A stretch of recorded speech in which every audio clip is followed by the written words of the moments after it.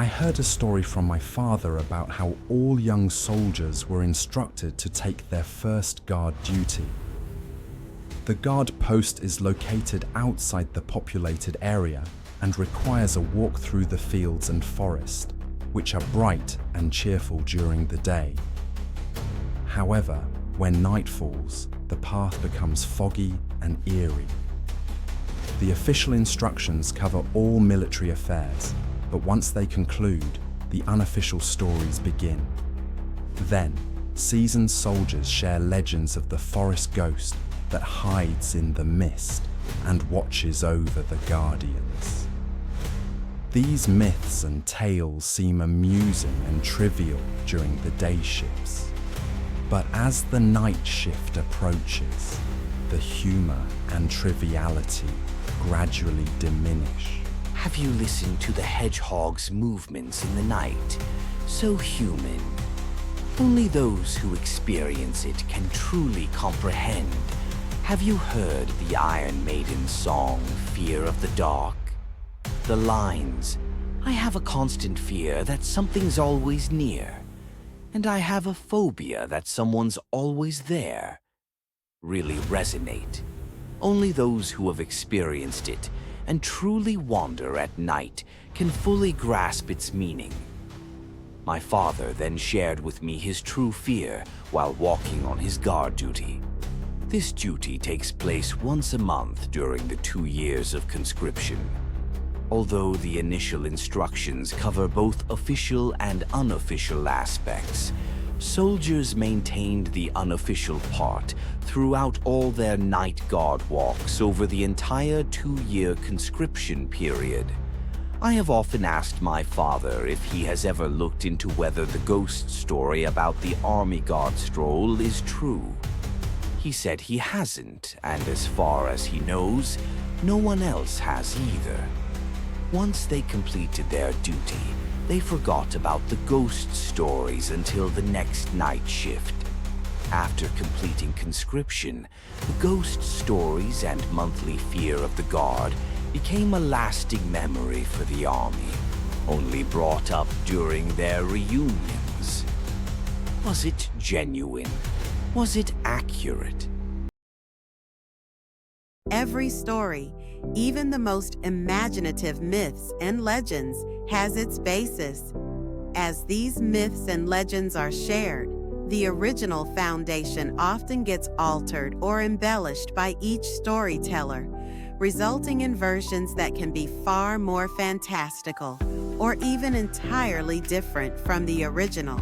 However, if one investigates and examines these myths analytically, the original foundation can still be uncovered by looking at the facts. I became captivated by this story and took the time to follow the details and confirm the historical facts. Step by step, I have found a story that could be the base of this legend. So let's start. A single mother raised her cherished son without a father, nurturing him under her protective care. She shielded him from the typical troubles and confrontations that boys often face as they grow up. As a result, he matured into a gentle young man, unaccustomed to the challenges often posed by male influences.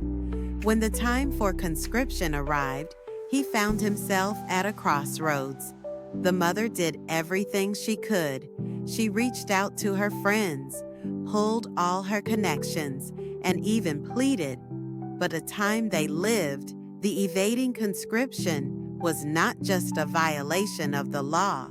It also affected the young man's dignity, and no one even considered the possibility of skipping it. The moment arrived for the young boys to enlist in the army and transition into manhood. The mother wept, while the boy felt a strong desire to prove himself as he joined the other young boys marching towards the army camps. The life of a soldier is tough and ruthless. The boy who had been sidestepping the challenges and conflicts of adulthood while growing up now faced them head-on. The challenges he encountered are greater than those of others, as the army resembles a monster that preys on the weak and defenseless. The boy began struggling to handle the challenges he faced, and despite his bravery, he tried to confront them alone. Gradually, the army's relentless pressure began to overpower him. Initially, he requested a transfer from his superiors, but they viewed this as a challenge, believing they had failed in their mission to transform boys into men. As a result, they responded with even greater difficulties, which escalated into harassment. He was sent to the corner, yet he hesitated to reach out to his mom. Whenever she wrote to him or he replied, he reassured her that everything was fine and not to worry. As time dragged on with the conscription period still stretching ahead of him, the boy began to unravel. So the fatal end was unavoidable. The boy used his weapon and committed suicide on the guard. The guard stole from my father's stories. The news was devastating for the military and tragic for the mother. The military took a defensive stance and did not respond. A sense of despair enveloped the mother as she mourned and felt hopeless. A soldier was killed while on night guard duty. The army was taken aback and the soldiers felt a sense of fear. Soon after, another event plunged the entire army camp into terror. The superiors were in despair, and soldiers began to refuse their duties on the same guard route. Tales of a ghost lurking in the night mists and killing guards led to the ominous title, Revenging Mother, and soldiers started sharing stories about an entity that was undetectable until it was too late. But army and police could not find any evidences that the ghost is really the suicide boy's mom. The third case paralyzed the entire army camp. Despair gripped not just the ordinary soldiers, but also the sergeants and officers. The third incident was not fatal, and the soldiers made it through. But he started recounting experiences of feeling completely numb. No sounds, no motion, despite having been turning around while walking. He claimed that the attack struck unexpectedly, as if the ghosts were perpetually trailing him, always behind him, never appearing in front. The army was taken aback, and the guards found themselves in the position of victims. They were on the verge of abandoning that specific guard duty.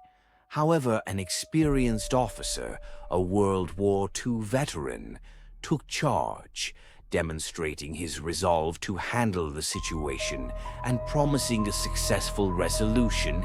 He took the night guard stroll. Everyone thought he is doomed and felt that seeing him last once they sent him for his duty. But then, during the night, the alarm goes, and everyone was shocked.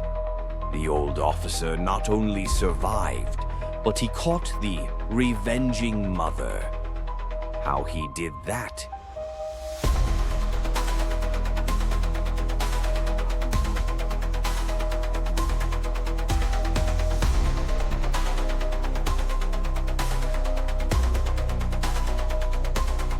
The seasoned officer was meticulous and courageous. He analyzed and absorbed the insights derived from the tales surrounding the ghost attack.